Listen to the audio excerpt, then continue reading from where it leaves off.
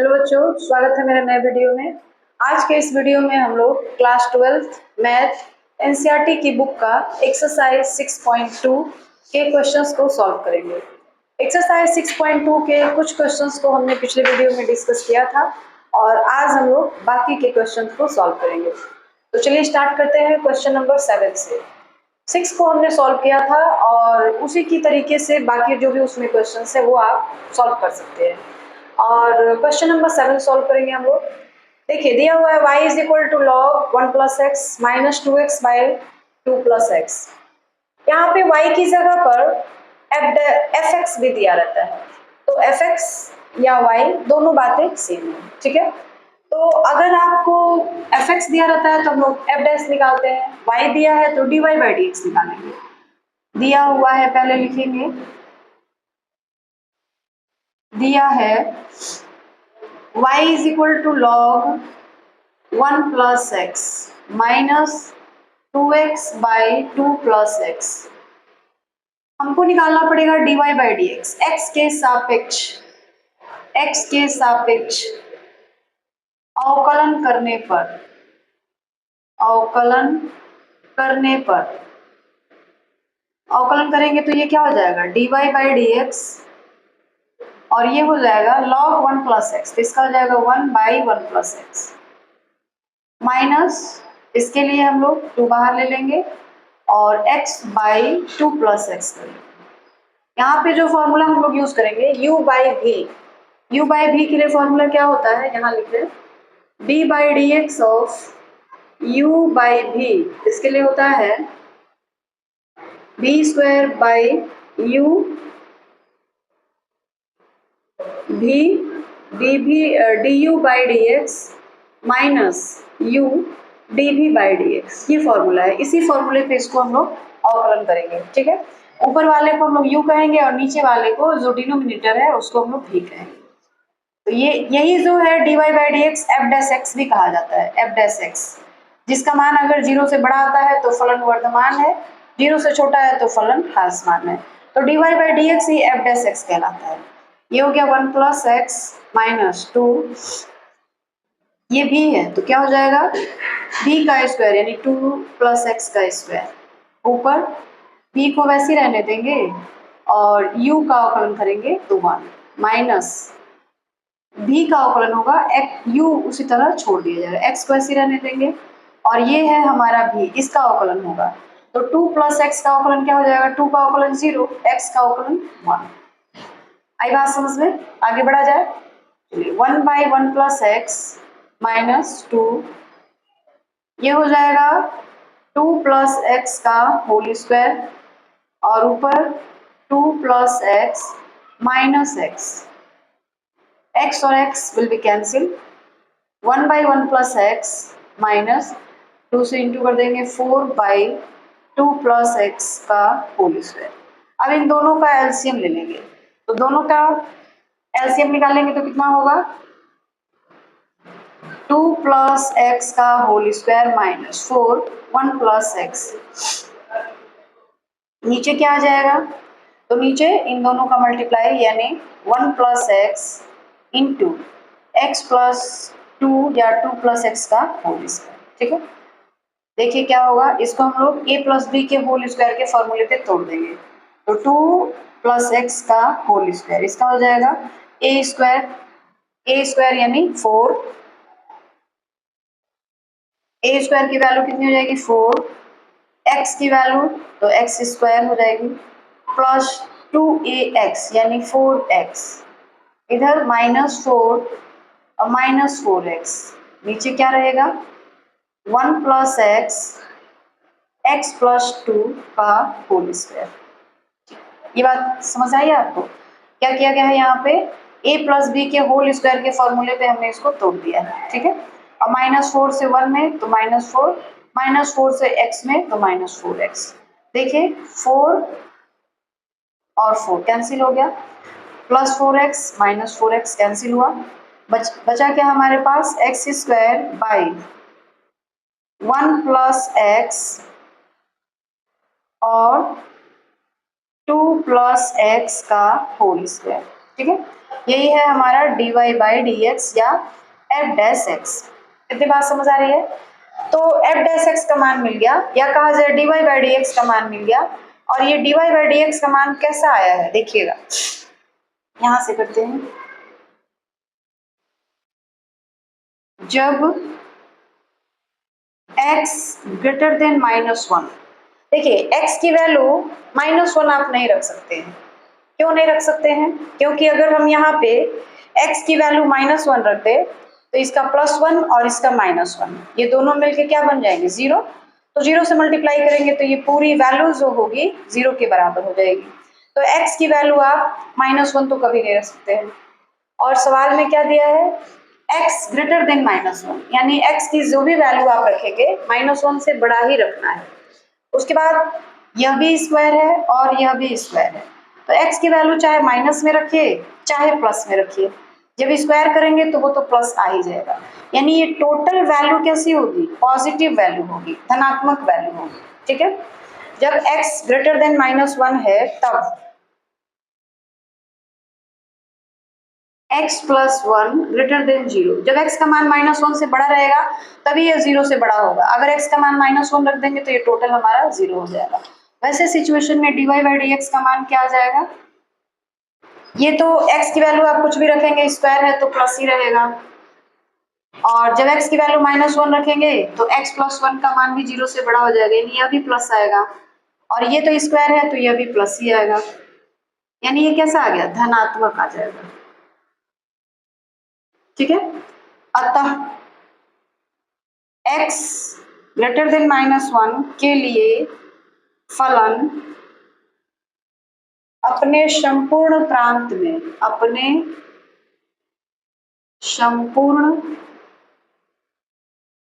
में वर्धमान है। बस आपको इतना ही करना है, dy बाई डी एक्स निकालना है और दिखा देना है कि जो dy बाई डी एक्स का मान आएगा वो 0 से बड़ा आएगा, यानी जो भी वैल्यू आएगा वो धनात्मक आएगा। अतः फलन x ग्रेटर देन -1 के लिए जो फलन है वो अपने संपूर्ण प्रांत में वर्धमान है। तो इस तरीके से आपका क्वेश्चन नंबर 7 जो है वो कंप्लीट हो गया। अब हम लोग क्वेश्चन नंबर 8 को सॉल्व करेंगे, और क्वेश्चन नंबर 8 जो है वो है x के उन मानों को ज्ञात कीजिए जिसके लिए y = x का होल स्क्वायर एक वर्धमान फलन है।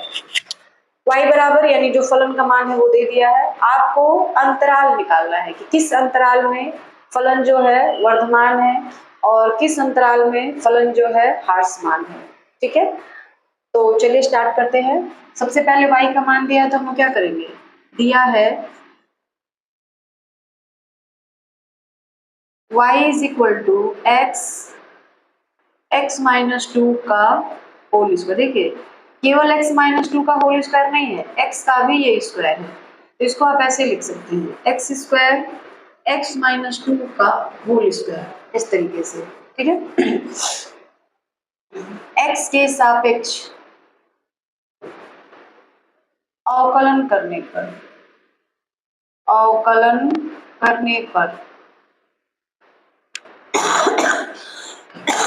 क्या हो जाएगा? y का हो जाएगा dy बाई डी एक्स, और इधर हो जाएगा a माइनस बी के होल स्क्वायर के फॉर्मूले पे इसको तोड़ दीजिए। तो a माइनस बी का होल स्क्वायर का फॉर्मूला क्या होता है? a माइनस बी का whole square is equal to a² + b² - 2ab। उसी फॉर्मूले पे इसको हम तोड़ेंगे, हो जाएगा x² + 4 - 4x। ठीक है, अब x² से हम लोग मल्टीप्लाई कर दें तो क्या हो जाएगा? x⁴ + 4x² - 4x³ ठीक है, इसको थोड़ा अच्छे से अरेंज कर लें। x⁴ - 4x³ + 4x², decreasing order में।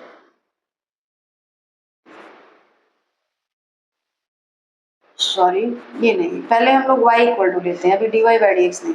y को पहले हम लोग जैसे a माइनस बी के होल स्क्वायर पे इसको तोड़ ले रहे हैं और x से इसको मल्टीप्लाई कर दे रहे हैं, तो ये सारा जो है dy बाई डी एक्स नहीं मिला है, अभी इसको नहीं लिखेंगे। y इज इक्वल टू ये मिला है। अब यहाँ पर हम लोग x के सापेक्ष अवकलन करेंगे। पहले हम लोग इसी को सिंप्लीफाई कर लिए हैं, x माइनस 2 का होल स्क्वायर किया गया है, फिर x का स्क्वायर किया गया है और सबको मल्टीप्लाई कर दिया गया है, तो y का मान हमको इतना मिल गया है। अब हम लोग dy बाई डी एक्स निकालेंगे, यानी x के सापेक्ष अवकलन करेंगे। तो लिखेंगे x के सापेक्ष अवकलन करने पर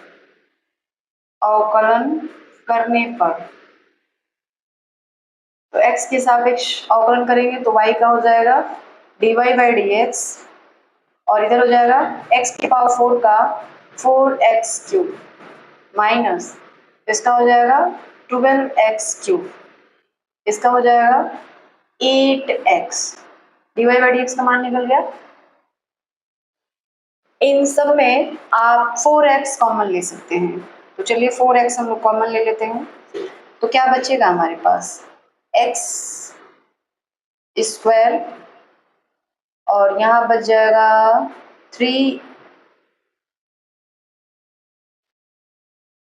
12x स्क्वायर होगा यहाँ पे और इसका 8x, तो इसका हो जाएगा 3x और ये हो जाएगा 2, केवल 2, क्योंकि 4x कॉमन लिया गया है ना, तो ये हो जाएगा x square minus 3x plus 2। अब ये एक द्विघात समीकरण के जैसा हो गया है, तो इसका हम लोग गुणनखंड निकाल देंगे। तो गुणनखंड निकालेंगे तो क्या होगा देख लीजिए, ये हो जाएगा x स्क्वायर और माइनस 3x की जगह पे हम लोग लिखेंगे माइनस 2x और minus x, minus minus plus 2x square और दोनों को जोड़ देंगे तो माइनस 3x आ जाएगा प्लस 2। ये हो गया 4x, इन दोनों में से x कॉमन ले लीजिए, x कॉमन लेंगे तो क्या बचेगा x माइनस 2 और इन दोनों में से माइनस 1 कॉमन ले लेंगे तो क्या बचेगा x माइनस 2। अब ये हमारे पास क्या हो गया 4x x माइनस 1 और x माइनस 2, ये किसका मान मिला है dy बाई डी एक्स का। फलन वर्धमान है तो dy बाई डी एक्स का मान कैसा आना चाहिए, ग्रेटर देन 0 आना चाहिए, ठीक है। तो ये तो दिया है कि फलन जो है वर्धमान है, यानी dy बाई डी एक्स का मान जो होगा ग्रेटर देन 0 आएगा, ठीक है। अब हम लोग क्या करेंगे, dy बाई डी एक्स को 0 के बराबर कर देंगे, अंतराल निकालना है ना, तो dy बाई डी एक्स को हम लोग 0 के बराबर कर देंगे। तो dy बाई डी एक्स यानी f dash x is equal to 0, dy by d x का मान ये मिला हुआ है 4x x माइनस 1 और x minus 2 is equal to 0, ठीक है। क्या किया गया है dy बाई डी एक्स को 0 के बराबर कर दिया गया है, तो वहां से हमको x का मान मिल जाएगा और x के क्या क्या मान मिलेंगे, 4x इज इक्वल टू 0 करेंगे तो x का मान आ गया 0, फिर x माइनस 1 को अगर हम 0 कर दें तो x इज इक्वल टू 1, फिर x माइनस 2 को यदि 0 के बराबर कर दिया जाए तो x इज इक्वल टू 2। तो x के आपके पास 3 मान मिले हैं, ठीक है, x के कितने मान मिले हैं 3 मान मिले हैं। अब इसका हम लोग अंतराल बनाएंगे। वास्तविक संख्या रेखा क्या होती है, तो वास्तविक संख्या रेखा हमारे पास होती है माइनस इनफाइनाइट और इधर आता है प्लस इनफाइनाइट, ठीक है। तो इसको हम लोग 3 भागों में बांट देंगे, ये हो गया हमारा 0, ये हो गया हमारा 1 और ये हो गया हमारा 2। तो हमारे पास अंतराल कितने बने हैं, माइनस इनफाइनाइट से लेके 0 तक, फिर 0 से लेके 1 तक, फिर 1 से लेके 2 तक और फिर 2 से लेके प्लस इनफाइनाइट तक। तो अब इन सारे अंतरालों में देखना है कि जो f डैश x का मान आता है वो कैसा आता है, ठीक है। तो देखिए माइनस इनफाइनाइट और 0 पर जो फलन है f डैश x, इसका मान कैसा आ जाएगा, माइनस आ जाएगा, ठीक है। यानी माइनस इनफाइनाइट से 0 के बीच में जो फलन होगा वो कैसा होगा, माइनस में आया है तो ऋणात्मक है, यानी फलन ह्रासमान है। तो लिखेंगे अंतराल, देखिए जो आप अंतराल लेंगे माइनस इनफाइनाइट से 0, वो सारा मान मतलब x का मान जो है f डैश x यानी dy बाई डी एक्स में x की जगह एक बार माइनस इनफाइनाइट और एक बार 0 रखना है, फिर एक बार 0 और 1 रखना है, फिर एक बार 1 और 2 रखना है, फिर एक बार 2 और इनफाइनाइट रखना है इसमें यहाँ पर। ठीक है, तो हम लिख रहे हैं अंतराल माइनस इनफाइनाइट टू 0 में एफ एक्स नहीं एफ डैश एक्स ऋणात्मक है।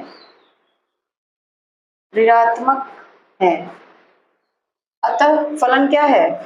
फलन जो है ह्रासमान है। अतः फलन ह्रासमान है क्योंकि ऋणात्मक आ रहा है ना, इसलिए। फिर अंतराल 0 और 1 पर लेंगे। अंतराल का मतलब यही है कि ये जो मान मिल रहे हैं 0 1 या 1 2 या 2 इनफाइनाइट, ये सारे मान यहाँ पे बारी बारी से रख के आप चेक करिए कि इसका मान कब धनात्मक आ रहा है और कब ऋणात्मक आ रहा है। माइनस इनफाइनाइट और 0 रखेंगे ना, तो इसका मान जो आएगा dy बाई dx का मान वो ऋणात्मक आ जाएगा। तो ऋणात्मक आ जाएगा तो फलन कैसा होगा? ह्रासमान हो जाएगा। अब हम लोग 0 और 1 रख के देखेंगे, तो हम डायरेक्ट लिख रहे हैं अंतराल 0 और 1 में एफ डैश एक्स धनात्मक है। अतः फलन इस अंतराल में 0 और 1 में क्या हो जाएगा? वर्धमान हो जाएगा, वर्धमान है। चारों अंतराल पे बारी बारी से चेक करेंगे। अंतराल, तो यहाँ पे माइनस है ना, यहाँ पे प्लस आ गया। अब अंतराल 1 और 2 पर 1 और 2 में एफ डैश एक्स देख लीजिए।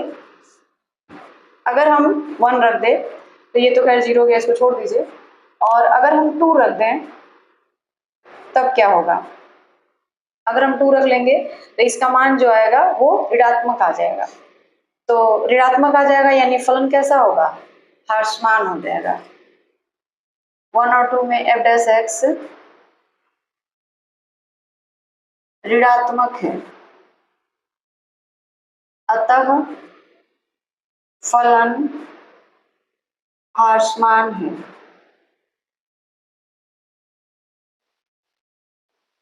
अंतराल 2 और प्लस इनफाइनाइट में एफ डैश एक्स धनात्मक है। अतः फलन क्या हो जाएगा? वर्धमान हो जाएगा, वर्धमान है। ठीक है, तो इस तरीके से 4 अंतराल बने हैं और आपको इन चारों अंतराल में फलन कब धनात्मक है कब ऋणात्मक है ये बता देना है। और इस तरीके से आपका क्वेश्चन नंबर 8 जो है वह भी कंप्लीट हो गया। अब हम लोग क्वेश्चन नंबर 9 को सॉल्व करेंगे। और क्वेश्चन नंबर 9 क्या है? सिद्ध करें कि 0 पाई बाई 2 में फलन y is equal to 4 sine theta by 2 plus cos theta minus theta theta का एक वर्धमान फलन है। तो सबसे पहले आपको dy बाई dx निकालना पड़ेगा। dy बाई dx निकाल के उसमें ये मान रखने पड़ेंगे और देखते हैं कि उसका जो मान आ रहा है वो कैसा आ रहा है, धनात्मक आ रहा है कि ऋणात्मक आ रहा है। अगर धनात्मक आ गया तो फलन वर्धमान है और अगर ऋणात्मक आ गया तो फलन ह्रासमान है। ठीक है, तो चलिए स्टार्ट करते हैं। सॉल्यूशन दिया हुआ है y is equal to 4 sine theta by 2 plus cos theta minus theta. ठीक है, तो हम लोग इसको इस तरह से भी लिख सकते हैं y is equal to 4 sine theta by 2 plus cos theta minus theta. ठीक है, अब हम लोग x के सापेक्ष इसका अवकलन कर देंगे। x के सापेक्ष नहीं बल्कि थीटा के सापेक्ष इसका अवकलन कर देंगे। तो लिखेंगे थीटा के सापेक्ष अवकलन करने पर थीटा के सापेक्ष जब हम अवकलन करेंगे तो y का क्या हो जाएगा, dy by d x is equal to 4, ये तो u बाई v वाला फॉर्मूला यूज करना पड़ेगा, तो ये v हो गया, नीचे वाला v और ऊपर वाला u, तो v का स्क्वायर यानी 2 प्लस कॉस थीटा का स्क्वायर, ठीक है। उसके बाद 2 v को उसी तरह रख लेंगे, तो v क्या है 2 प्लस कॉस थीटा स्क्वायर से रख लीजिए। अवकलन किसका करेंगे, साइन थीटा का, जो u है उसका अवकलन करेंगे, तो साइन थीटा का अवकलन क्या हो जाता है, कॉस थीटा, तो यहाँ हम लोग कॉस थीटा लिख देंगे, ठीक है।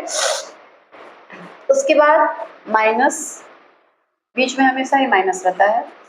अब जो u है यानी साइन थीटा, इसको हम लोग ऐसे छोड़ देंगे, और v यानी नीचे वाला जो है 2 प्लस कॉस थीटा, इसका अवकलन करेंगे, तो 2 प्लस कॉस थीटा का अवकलन करेंगे तो क्या मिलेगा, 2 का तो 0 हो जाएगा क्योंकि ये कांस्टेंट है, और कॉस थीटा का, तो कॉस थीटा का क्या हो जाएगा, माइनस साइन थीटा, ठीक है। और फिर थीटा का थीटा के रिस्पेक्ट में तो -1, ये लाइन समझ आई आपको। आपको जो y फलन का मान दिया है उसका अवकलन करना है, किसके सापेक्ष में, देखिए यहाँ पे थीटा, पहले वाले सवाल में क्या था, यहाँ पे x दिया होता था तो हम लोग dy बाई डी एक्स निकालते थे, अभी यहाँ पे थीटा दिया हुआ यानी y का संबंध किसके साथ है, थीटा के साथ है, तो dy बाई डी, सॉरी यहाँ पे थीटा रहेगा, dy बाई डी थीटा निकालेंगे, ठीक है, थीटा के सापेक्ष अवकलन करेंगे, तो ये 4 हमारा बाहर रह जाएगा, कांस्टेंट है, नीचे वाले को हर को हम लोग v मानेंगे और ऊपर वाले अंश को u मानेंगे। उसके बाद u बाई v का जो फॉर्मूला होता है वो हमने लगा दिया, हमारा अवकलन इतना आ गया, ठीक है। अब क्या करेंगे, देखिए dy by d theta is equal to 4, multiply कर देंगे 2 cos theta plus cos square theta minus, ये माइनस और ये माइनस दोनों मिलके क्या हो जाएंगे, प्लस हो जाएंगे, साइन स्क्वायर थीटा, और बाई 2 प्लस कॉस थीटा का होल स्क्वायर -1, ये लाइन समझ आया ना, मल्टीप्लाई कर दिया गया है, कॉस थीटा को 2 से तो 2 कॉस थीटा को कॉस थीटा में कॉस स्क्वायर थीटा, माइनस और minus plus sine square theta, cos square theta plus sine square theta की वैल्यू होती है 1, तो वहां पे हम लोग 1 रख लेंगे, तो ये हो गया 2 cos theta plus 1 by 2 plus cos theta का होल स्क्वायर -1, ये लाइन समझ आया है। अब क्या करेंगे, इसके नीचे कुछ नहीं है तो 1, अब इन दोनों का एलसीएम लिया जाएगा, 1 और 2 कॉस थीटा का होल स्क्वायर का, तो 1 और 2 कॉस थीटा का होल स्क्वायर का एलसीएम तो वही रह जाएगा, तो इसका एलसीएम हो जाएगा 2 प्लस कॉस थीटा का होल स्क्वायर, और ऊपर क्या आ जाएगा, इसको हम लोग लिख सकते हैं 2 प्लस, यहाँ 4 रहेगा बाहर, 2 plus cos theta plus 1, 2 into cos theta, 2 into cos theta plus 1 minus, अब ये चीज पूरा यहाँ आ जाएगा, 1 से मल्टीप्लाई हो जाएगा, तो ये हो जाएगा 2 प्लस कॉस थीटा का होल स्क्वायर, ठीक है। अब यहाँ से सॉल्व करते हैं, अब क्या हो जाएगा, ये इसको पहले हम लोग a प्लस बी के होल स्क्वायर के फॉर्मूले पे तोड़ देते हैं, तो ये क्या हो जाएगा हमारे पास, यहाँ पे देखिए जो 4 का इंटू होगा वो इसमें नहीं होगा, केवल इसमें होगा, तो ऐसा करते हैं ना, पहले हम लोग 4 से इंटू कर लेते हैं, ये तो दिक्कत हो जाएगी बाद में, 4 से इसको हम लोग इंटू कर ले रहे हैं, 4 से, तो 4 से इंटू करेंगे तो क्या हो जाएगा, 4 into 2 8 cos theta plus 4 into 1 4, ठीक है। अब नीचे रहेगा 2 प्लस कॉस थीटा का होल स्क्वायर -1/1, अब ये 4 अंदर चला गया है, इसके पास इसको हम लोग को 4 से इंटू नहीं करना है, अब दोनों का एलसीएम लेंगे, तो इन दोनों का एलसीएम क्या हो जाएगा, d y by d theta is equal to, ये तो यही रह जाएगा 8 कॉस थीटा प्लस 4। देख लीजिए एलसीएम लेंगे तो ये चीज़ जो है इसके साथ आके मल्टीप्लाई हो जाएगा, तो ये क्या हो जाएगा -2 प्लस कॉस थीटा का होल स्क्वायर, और नीचे 2 प्लस कॉस थीटा का होल स्क्वायर, ये रह जाएगा 2 प्लस कॉस थीटा का होल स्क्वायर। ठीक है, अब ये क्या हो गया 8 कॉस थीटा प्लस 4 माइनस ए प्लस बी के होल स्क्वायर के फॉर्मूले पे इसको तोड़ दीजिए, तो ए का स्क्वायर यानी 4, बी का स्क्वायर यानी cos square theta plus 2ab, तो 2 ए की जगह 2 और बी की जगह कॉस थीटा, यानी चलो लिख लेते हैं 2 फिर 2 कॉस थीटा। ठीक है, और नीचे क्या हो जाएगा 2 प्लस कॉस थीटा का होल स्क्वायर। ये लाइन समझ आई आपको? बस इन दोनों का एलसीएम ले लिया गया है और यहाँ पे 2 प्लस कॉस थीटा का होल स्क्वायर को ए प्लस बी के होल स्क्वायर के फॉर्मूले पे तोड़ दिया गया है। तो अब ये क्या हो जाएगा हमारे पास 8 cos theta plus 4 minus 4, bracket खोलेंगे तो ब्रैकेट के बाहर माइनस साइन है तो अंदर के सारे साइन जो है क्या हो जाएंगे, चेंज हो जाएंगे। ये हो गया -4 नहीं minus cos square theta plus 4 cos theta, और नीचे हमारे पास है 2 प्लस कॉस थीटा का होल स्क्वायर। देखिए कुछ कट रहा है, -4 प्लस 4 कट गया, 8 कॉस थीटा, यहाँ पे माइनस है तो यहाँ पे माइनस हो जाएगा क्योंकि ब्रैकेट खोलेंगे ना तो अंदर सारे साइन प्लस के हैं, तो जब ब्रैकेट हटेगा तो सारे साइन माइनस के हो जाएंगे, तो उस हिसाब से यह भी जो है माइनस हो जाएगा। अब हमारे पास क्या बच गया 8 cos theta minus 4 cos theta, तो क्या हो जाएगा 4 cos theta minus cos square theta, नीचे 2 प्लस कॉस थीटा का होल स्क्वायर। ये लाइन समझ आई है? क्या किया गया है, अब हम लोग क्या करेंगे कॉस थीटा कॉमन ले लेते हैं, दोनों में तो ऊपर कॉमन दिख ही रहा है तो कॉस थीटा हम लोग कॉमन ले लेते हैं, तो ये हो जाएगा कॉस थीटा हमने कॉमन ले लिया, तो हमारे पास क्या बचा 4 minus cos theta by 2 plus cos theta का होल स्क्वायर। ठीक है, अब इसमें देखिए जो अंतराल दिया है 0 और π/2 उस पे इस फलन का मान कैसा आ रहा है, तो अगर हम लोग यहाँ पे जहाँ जहाँ थीटा है वहाँ वहाँ 0 रख दें, तो 0 रखेंगे तो क्या होगा cos 0 का मान कितना आता है 1, तो यहाँ 1 हो जाएगा, यहाँ 1 हो जाएगा, यहाँ 1 हो जाएगा, तो ये तो नीचे स्क्वायर है तो चाहे माइनस में वैल्यू आए चाहे प्लस में वैल्यू आए वो प्लस ही रहेगा, और यहाँ पे 1 फिर 4 माइनस 1 तो 3 यानी वह भी प्लस में आएगा, तो 0 पर यह जो वैल्यू आ रहा है f' का वो कैसा आ रहा है धनात्मक आ रहा है। अब π/2 रख के चेक करते हैं कि π/2 रखने पर यह जो मान है वो कैसा आ रहा है। ठीक है, तो हमने 0 रखा तो इस फलन का मान यानी dy/dx का मान कैसा आ गया धनात्मक आ गया।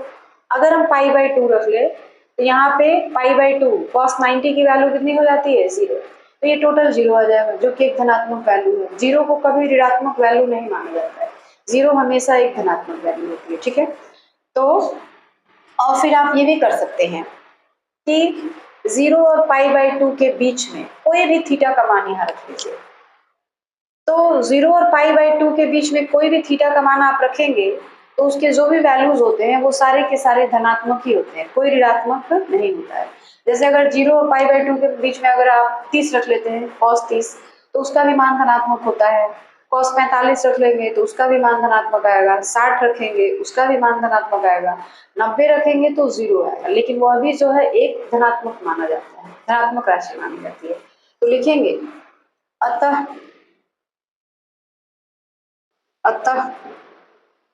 0, π/2 में f' थीटा लिखा जाए, f' ही लिखिए या ऐसे लिख देते हैं dy/d थीटा कैसी राशि आ रही है? धनात्मक आ रही है। अतः 0,π/2 में फलन वर्धमान है, फलन वर्धमान है। ठीक है, तो इस तरीके से आपका क्वेश्चन नंबर 9 जो है वह भी कंप्लीट हो गया। अब हम लोग क्वेश्चन नंबर 10 को सॉल्व करेंगे। और क्वेश्चन नंबर 10 क्या है? सिद्ध करें कि लघुगणकीय फलन 0 इनफाइनाइट में वर्धमान फलन है। तो लघुगणकीय फलन क्या होता है? सबसे पहले माना कि y is equal to log x। log x जो है लघुगणकीय फलन है। ठीक है, x ग्रेटर देन 0, x का मान अगर 0 से बड़ा है तब के लिए। अब हम लोग क्या निकालेंगे? dy/dx यानी f डैश x, इसी को हम लोग f डैश x से बोलते हैं। तो dy/dx का मान कितना हो जाएगा? 1/x, x greater than 0। अब x का मान 0 से बड़ा कोई भी ले लीजिए, और अगर हम यहाँ पे x की जगह वो मान रखते हैं तो ये जो f डैश x का मान आया है वो कैसा आएगा? धनात्मक आएगा। यानी ये जो फलन है 0 और इनफाइनाइट के बीच में कैसा फलन है? वर्धमान है। अतः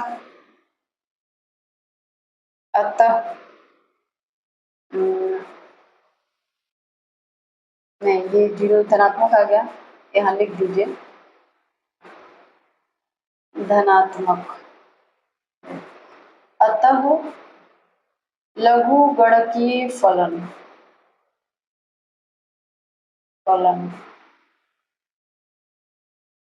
0 से इनफाइनाइट में वर्धमान है। बस हो गया। क्वेश्चन नंबर 10 में आपको बस इतना ही करना था और क्वेश्चन नंबर 10 आपका कंप्लीट हो गया। log x का अवकलन के 1/x आया। x की जगह आप 0 से बड़ा कोई भी मान रख लीजिए, जो f डैश x का मान आएगा वो धनात्मक ही होगा, यानी फलन कैसा हो गया? वर्धमान हो गया। तो क्वेश्चन नंबर 10 जो है कंप्लीट हो गया। अब हम लोग क्वेश्चन नंबर 11 को सॉल्व करेंगे।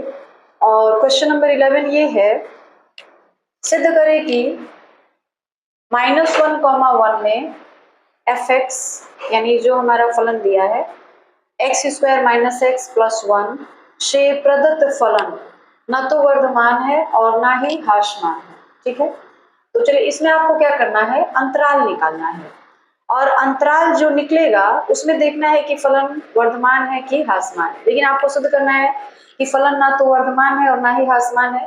तो एक बार जब फलन आएगा, जब आप अंतराल निकालेंगे तो एक बार फलन का मान धनात्मक आना चाहिए एक अंतराल में, और जो दूसरा अंतराल आएगा उसमें फलन का मान ऋणात्मक आ जाएगा। तो जब धनात्मक और ऋणात्मक दोनों आ जाएगा तो वैसे सिचुएशन में फलन ना तो वर्धमान होता है और ना ही ह्रासमान होता है। केवल धनात्मक आ जाए तो वर्धमान है, केवल ऋणात्मक आ जाए तो ह्रासमान है।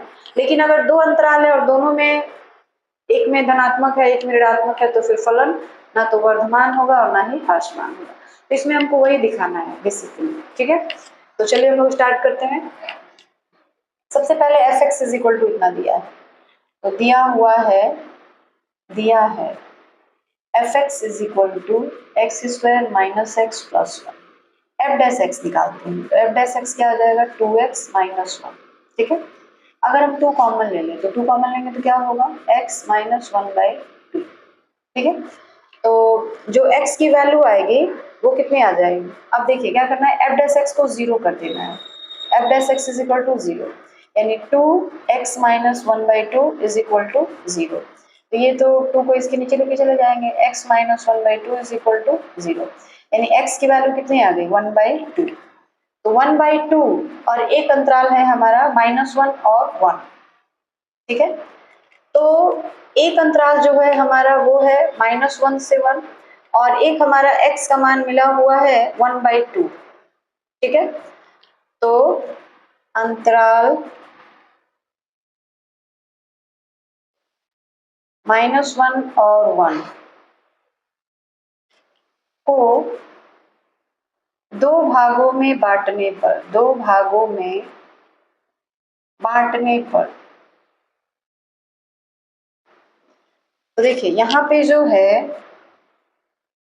अंतराल दे रखा है उसने -1 और +1, तो लाइन को हम लोग एक -1 लेंगे और एक यहाँ पे +1 लेंगे, और x की वैल्यू क्या आई है 1/2, तो 1/2 हमारा मान लीजिए यहाँ पे आ जा रहा है। ठीक है, तो अंतराल हमारे पास क्या बन रहा है, एक अंतराल क्या क्या बनेंगे, पहला तो अंतराल होगा -1 से 1/2, -1, 1/2, और दूसरा अंतराल क्या हो जाएगा 1/2 से 1, 1/2 से 1। अब देखिए यहाँ पे -1 है, तो -1 और 1/2 के बीच में फलन तो माइनस ही आ जाएगा, यहाँ तो दोनों प्लस में है, यानी 1/2 और 1 के बीच में फलन धनात्मक आ जाएगा। तो एक अंतराल में फलन का मान ऋणात्मक आ रहा है, यानी फलन वर्धमान हो गया, सॉरी ऋणात्मक है यानी फलन ह्रासमान हो गया, और दूसरे अंतराल में फलन का मान धनात्मक आ रहा है, यानी फलन वर्धमान हो गया। तो एक ही फलन एक बार वर्धमान आ रहा है और एक बार ह्रासमान आ रहा है, मतलब फलन इस अंतराल में ना तो वर्धमान है और ना ही ह्रासमान है। ठीक है, तो देखिए अंतराल यहाँ लिखते हैं, अंतराल ये वाला अंतराल लेंगे -1 1/2 में f'(x) कैसा आ जाएगा, ऋणात्मक आएगा, ऋणात्मक है, अतः फलन ह्रासमान है। ठीक है, और अंतराल दूसरा अंतराल क्या हो जाएगा 1/2 से 1, 1/2 से +1 में f'(x) धनात्मक है, अतः फलन वर्धमान है। एक ही फलन एक बार ह्रासमान दिखाया जा रहा है और एक बार वर्धमान दिखाया जा रहा है, तो हम लिखेंगे अतः फलन दिए गए अंतराल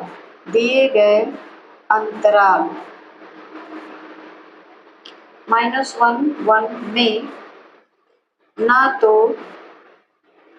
वर्धमान है और ना ही ह्रासमान है। ठीक है, तो इस तरीके से आपका क्वेश्चन नंबर 11 जो है वह भी कंप्लीट हो गया।